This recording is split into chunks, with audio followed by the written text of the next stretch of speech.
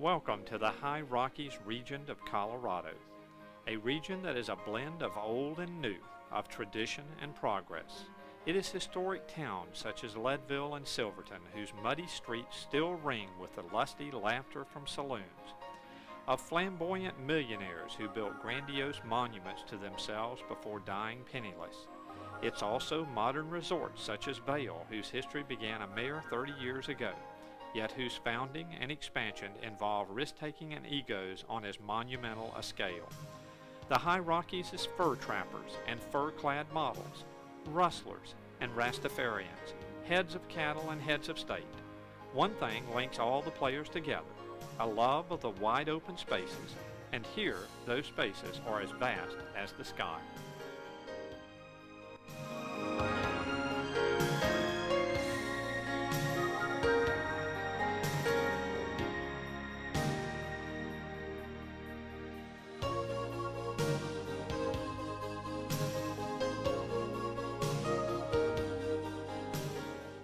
We start our trip in Idaho Springs, which was the site of Colorado's first major gold strike, which occurred on January the 7th, 1859.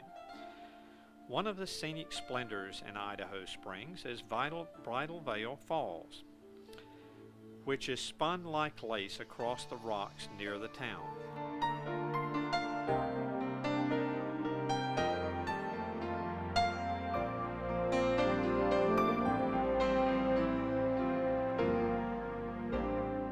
Also close by is the imposing Charlie Taylor water wheel, the largest in the state, constructed by a miner in the 1890s who attributed his strong constitution to the fact that he never shaved, took baths, or kissed women.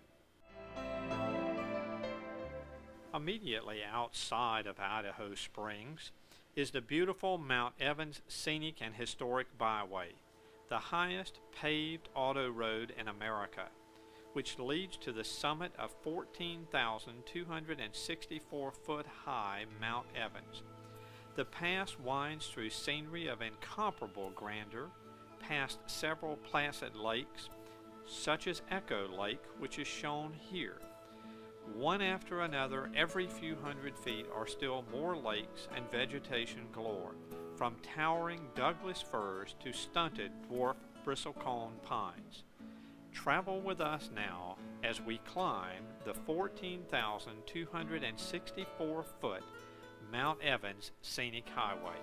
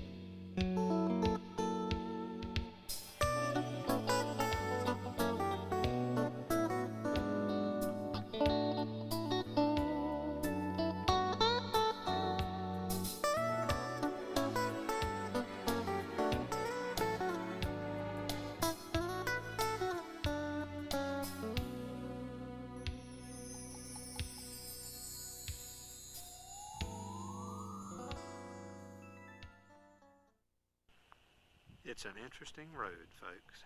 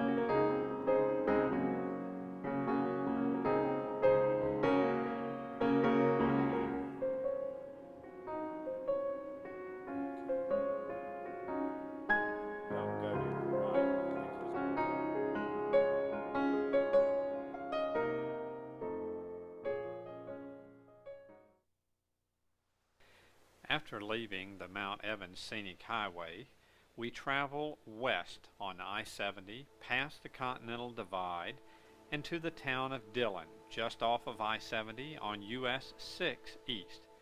Dillon was founded in the 1870s as a stagecoach stop and trading post for miners, but its location has changed twice since the town's conception. Only a decade after it was founded, Dillon was moved closer to the railroad line. Then in 1955, plans were drawn up to dam the Blue River, hence forming a reservoir to quench Denver's growing thirst. Dillon would end up submerged under 150 feet of water. Once again, the town was moved. Far-sighted residents decreed that no building in the new location would be higher than 30 feet so as not to obstruct the view of the reservoir that you see here, now gratefully called the Dillon Reservoir or Lake Dillon. The potential tragedy turned into a boon, and a boom for the reborn town, stunningly set on pine-blanketed hills mirrored in the sapphire water.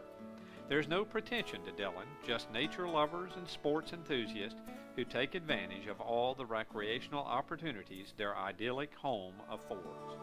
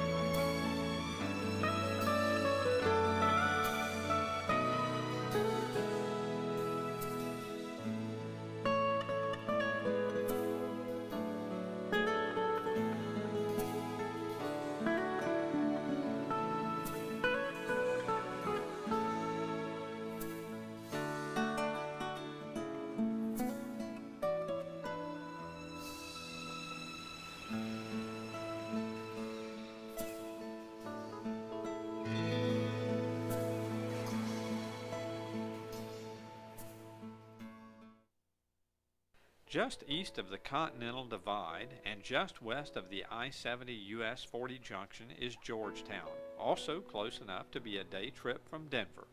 But its quiet charms warrant more than a hurried visit. Georgetown rode the crest of the silver boom during the second half of the 19th century. Most of its elegant, impeccably maintained brick buildings, which comprise a National Historic District, date back to that period. Here you see the elaborate Hotel de Paris, built almost single-handedly by Frenchman Louis Depew in 1875. It was one of the Old West preeminent hostelries. Now a museum, the hotel depicts how luxuriously the rich were accommodated. Tiffany fixtures, lace curtains, and hand-carved furniture recreate an era of opulence.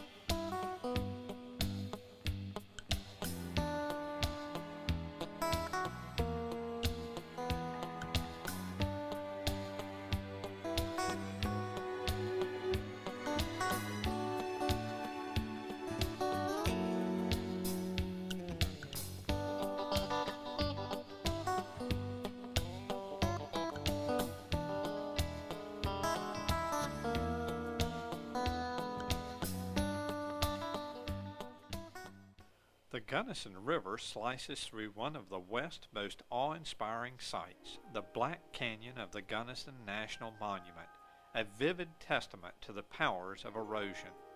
This 2,500-foot-high gash in the Earth's crust is 1,300 feet wide at its top and only 40 feet wide at the bottom. The canyon received its name because so little sunlight penetrates its depths, the eternal shadows permitting scant plant growth on the steep, narrow walls. The Black Canyon lies 60 miles west of Gunnison on Colorado 347 north off Highway 50.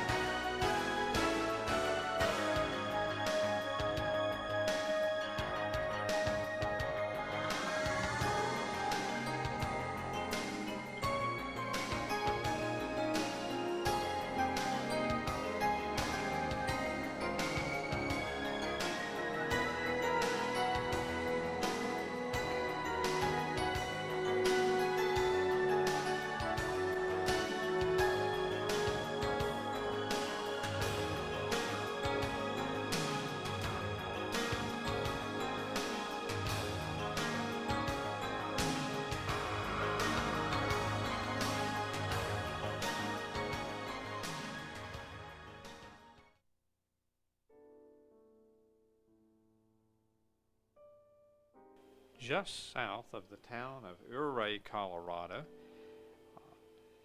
just off of US 550, is Box Canyon Falls and Park. The turbulent waters of Clear Creek, part of the waterfalls, thunder 285 feet down a narrow gorge. Come with us now across a steel suspension bridge and go along the trails that afford breathtaking panoramic views of Box Canyon Falls.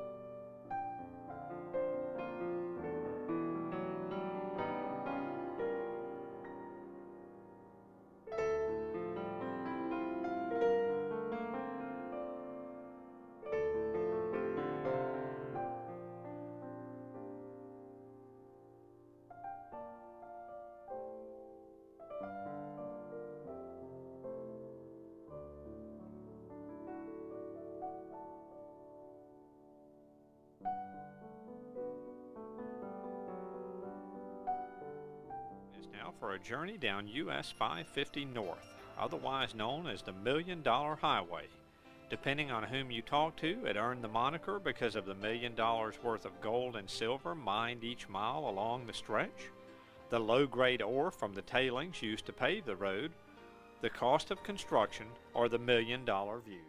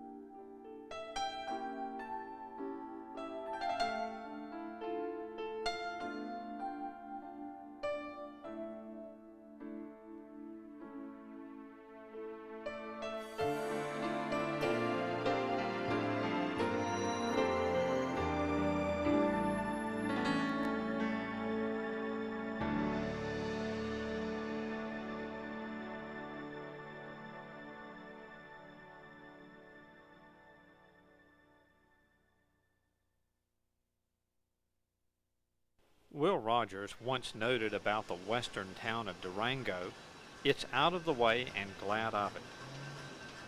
The most entertaining way to relive the halcyon days of Durango is to take a ride on the Durango and Silverton Narrow Gauge Railway.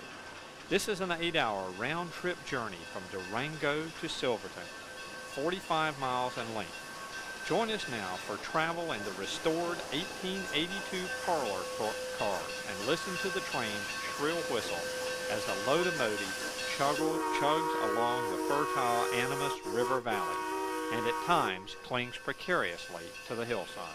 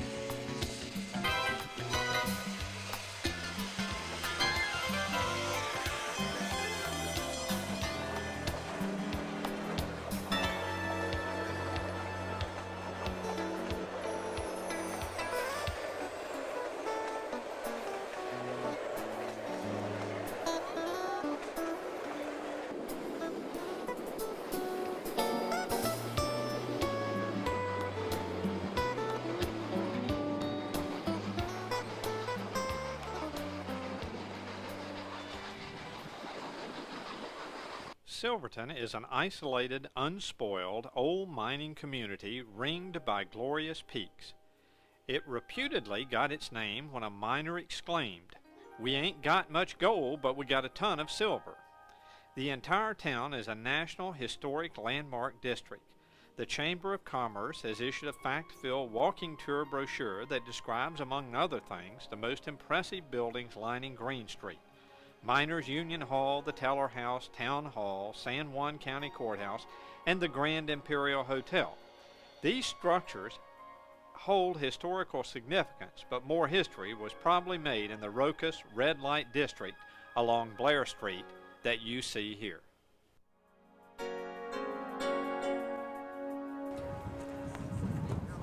How you doing, neighbor? How are you, sir? You plumb hunky-dory? That's good. These kids are doing plumb peachy candy, ain't you?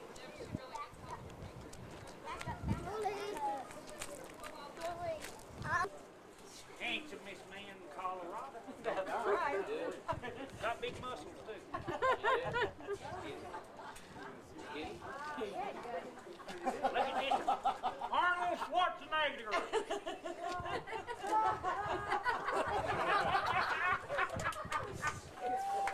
Well, it's time now to take the 45-mile trip back from Silverton to Durango. Lean back in your 1892 parlor car and soak up the Colorado scenery.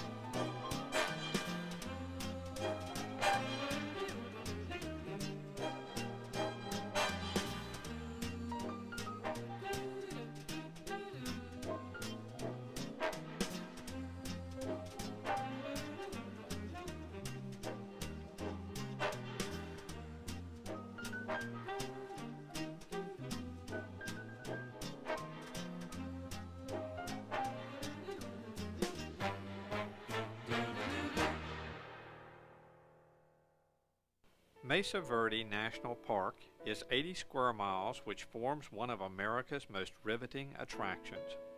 From the 1850s through the 1870s, surveying and geological teams had explored parts of the vast Mesa Verde, which is Spanish for green table, discovering some isolated ruins.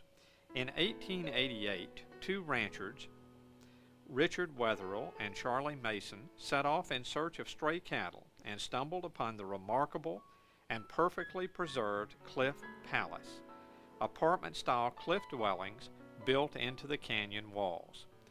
By the next day's end, they had discovered two more major sites, Spruce Tree House and Square Tower House. Excitement over their find eventually led to the 1906 creation by Congress of the National Park, the first of its kind set aside to preserve the works of humankind. Though nature, in its photogenic transition from high desert to subalpine ecosystem, plays a juicy bit part.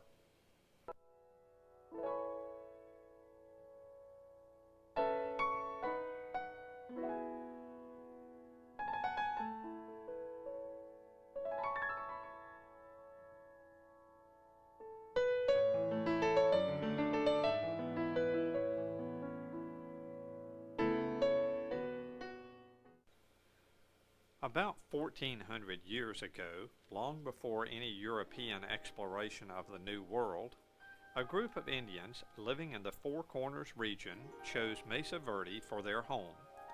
For over 700 years, their descendants lived and flourished here, eventually building elaborate stone cities in the sheltered recesses of the canyon walls. Then, in the late 1200s, within the span of 1 or 2 generations, they abandoned their homes and moved away. Mesa Verde National Park, which occupies part of a large plateau rising high above the Montezuma and Mancos valleys, preserves a spectacular remnant of their 1,000-year-old culture. We call these people the Anasazi, from a Navajo word meaning the ancient ones. Ever since local cowboys discovered the cliff dwellings a century ago, archaeologists have been trying to understand the life of these people.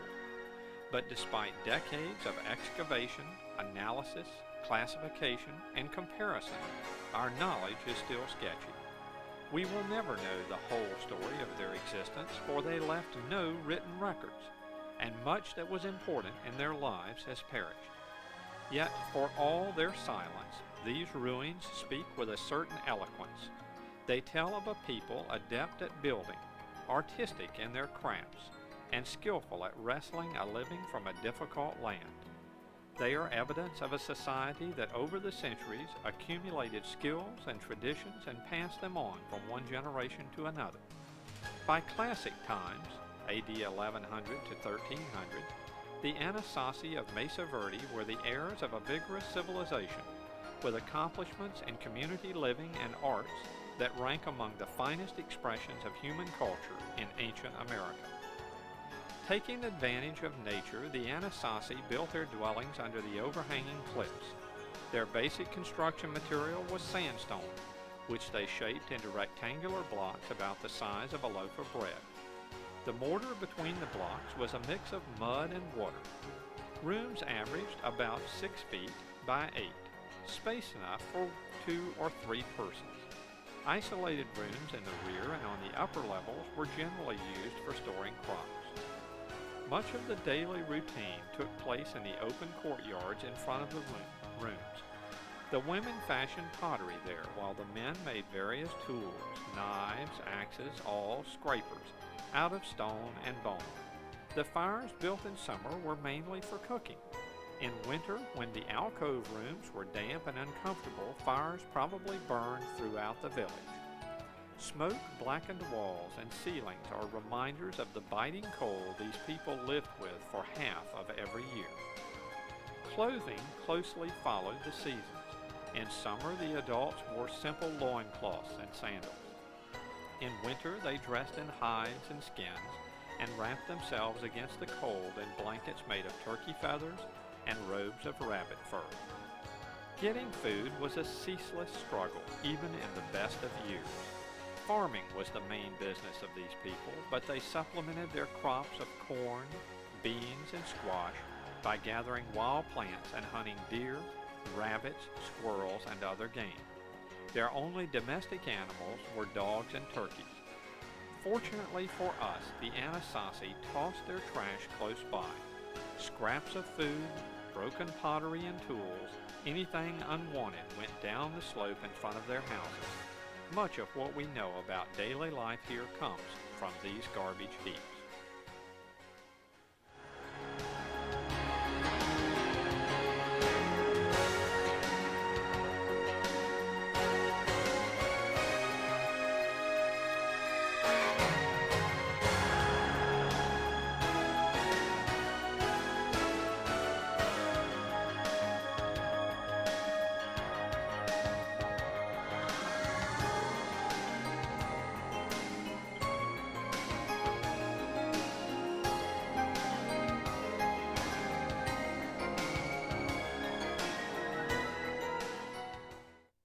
Most of the cliff dwellings were built in the middle decades of the 1200s. They range in size from one-room houses to villages of over 200 rooms, such as Cliff Palace. Architecturally, there is no standard ground plan. The builders fitted their structures to the available space. Most walls were single courses of stone, perhaps because the alcove roofs limited heights and also protected them from erosion by the weather. The masonry work varied in quality. Rough construction can be found alongside walls with well-shaped stones. Many rooms were plastered on the inside and decorated with painted designs. The Anasazi lived in the cliff houses for less than 100 years. By 1300, Mesa Verde was deserted. Here is another mystery. We know that the last quarter of the century was a time of drought and crop failures. Maybe after hundreds of years of intensive use, the land and its resources, the soil, the forest, and animals were depleted. When the Anasazi left, they may have traveled south into New Mexico and Arizona, perhaps settling among their kin already there. Whatever happened, it seems likely that some Pueblo Indians today are descendants of the cliff dwellers of the Mesa Verde.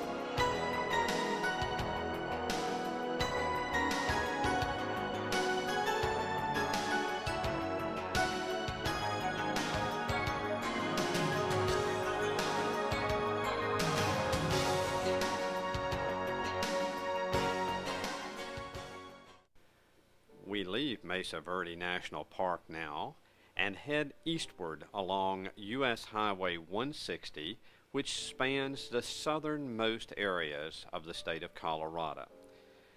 We're headed now toward the Great Sand Dunes National Monument. This monument, created by windswept grains from the Rio Grande floor, the sand dunes, which catapult up to 700 feet, are an improbable, unforgettable sight, silhouetted against the sagebrush plains and looming forested slopes of the San Juan Mountains. The dunes, as curvaceous as Rubens' nudes, stretch for 55 square miles and are painted with light and shadow that shift through the day. Their very existence seems tenuous, as if they might blow away before your eyes, yet they're solid enough to withstand the stress of hikers and skiers. The sand is as fine and feathery as you'll find anywhere. It's a place for contemplation and repose, the silence broken only by sobbing birds and the faint rush of water from the Mendano Creek.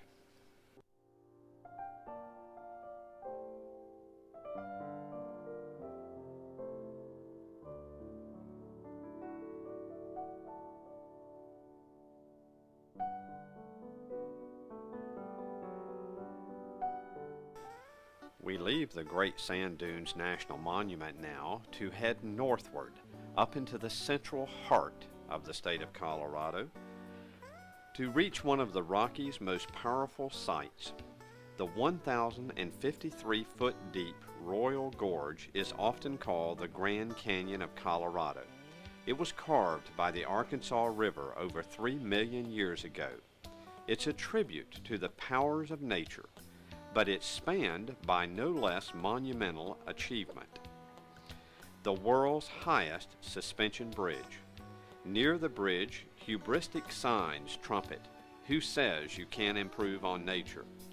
Never intended for transport, this bridge was originally constructed in 1929 as a commercial enterprise. It now attracts more than 500,000 visitors annually, causing not a small amount of exploitation to the area. Families love crossing the bridge, particularly on gusty afternoons when it sways, adding to the thrill. Other activities at the gorge are riding the astonishing aerial tram, 2,200 feet long and 1,178 feet above the canyon floor, and descending the scenic railway, the world's steepest incline railway, to stare at the sun and the bridge 1,000 feet above. This site boasts its share of history too. The famed Royal Gorge War between the Denver and Rio Grande and Santa Fe railroads occurred here in 1877. The battle was over right-of-way through the canyon, which could only accommodate one rail line. Rival crews would lay tracks during the day and dynamite each other's work at night. The dispute was finally settled in court. The Denver and Rio Grande won.